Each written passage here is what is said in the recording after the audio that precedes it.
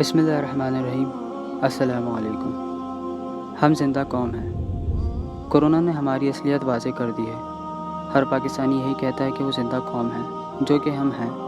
لیکن زندہ قومیں کیسی ہوتی ہیں اور ہم کیسی زندہ قوم ہیں، ہمیں اس وبا نے واضح کر دیا ہے۔ زندہ قومیں کیسی ہوتی ہیں اور ہم کیسی زندہ قوم ہیں، اس ویڈیو سے اندازہ لگا لیں۔ زندہ قوم ایسی ہوتی ہے کہ اگر ان کا کوئی مذہبی تہوار آئے تو اس تہوار کی نسبت سے استعمال ہونے والی چیزیں سستی ہو جائیں۔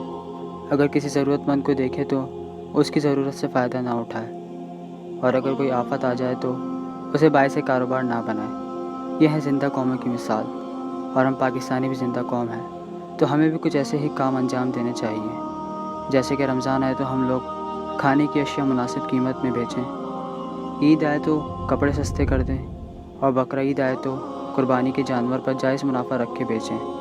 اور جیسے ابھی یہ وبا آئی تو ہمیں چاہیے تھا کہ ہم ماسک کو اس کی آدھی قیمت پر لے آتے، اسی طرح سینیٹائزر کو اور ڈیٹول کو اور ہر اس چیز کو جو اس وبا سے بچنے میں مددگار ثابت ہوتی ہیں۔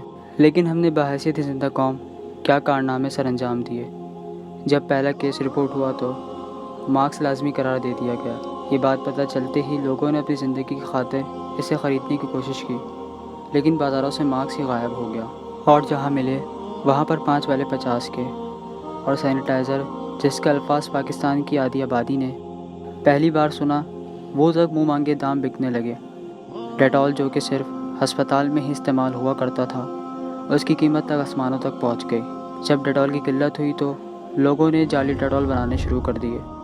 اس میں بس نہ چلا تو وبا سے بچاؤ کے لیے استعمال ہونے والا انجیکشن ہی بلیک میں بیچنا شروع کر دیا۔ اور بحیثیت زندہ قوم ہم نے ایک اور کارنامہ سر انجام دیا۔ زندگی کی امید دوبارہ پلازما تھیراپی کے ذریعے جاگی تو عوام نے سکھ کا سانس لیا، اور شروع میں صحت یاب ہونے والے مریضوں نے مفت میں پلازما عطیہ کیا، جو کہ ان کا فرض تھا۔ لیکن اب ہم زندہ قوم نے اپنا پلازما تک بیچنا شروع کر دیا، اور اس شخص پر تف ہے جو خود موت کے منہ سے باہر آیا ہے اور اپنا پلازما بیچ رہا ہے۔ یہ ہے ہم بحیثیت زندہ قوم۔ بے شک ہم زندہ قوم ہیں اور پائندہ قوم ہیں۔